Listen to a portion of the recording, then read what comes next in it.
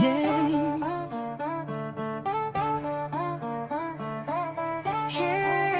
Kami ang Pantong Mafia, number 1 sa eksena, matigas, malakas, di basta-basta.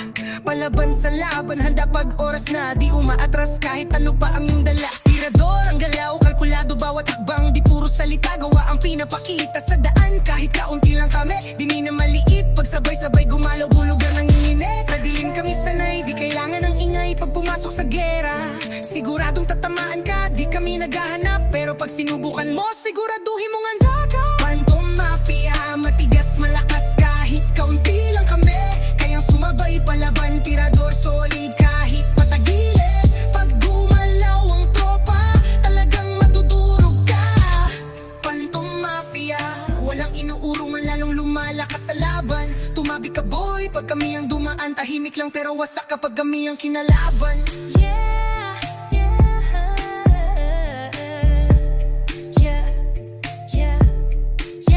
General size, sa unahan ramdam ang bigat, isang senyas lang nakahanda agad. Ang lahat matibay, matatag, yan ang tunay na lakas.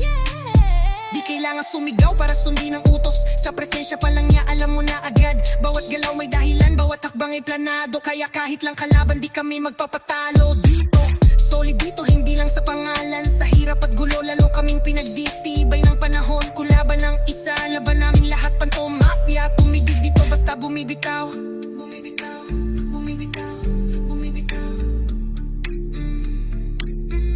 Pantong Mafia, Pantong Mafia, matigas, malakas, kahit kaunti lang kami, kayang sumabay palaban, tirador, solid, kahit patagilid. Pag gumalaw ang tropa, talagang madudurog ka.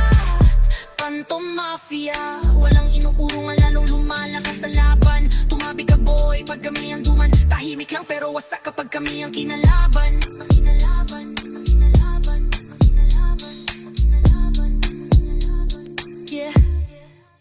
Di kami perpekto, pero buo ang paninindigan. Sa bawat laban, dala-dala ang pangalan, Pantong sa anino, Mafia sa galawan. Pag pumasok sa eksena, alam mo seryosohan, hanggang dulo ng laban di kami bibitaw. Tapang at lakas ang pundasyon ng samahan. Kung gusto mo ng gera, alam mo na ang sagot, pero tandaan mo boy, hindi kami takot.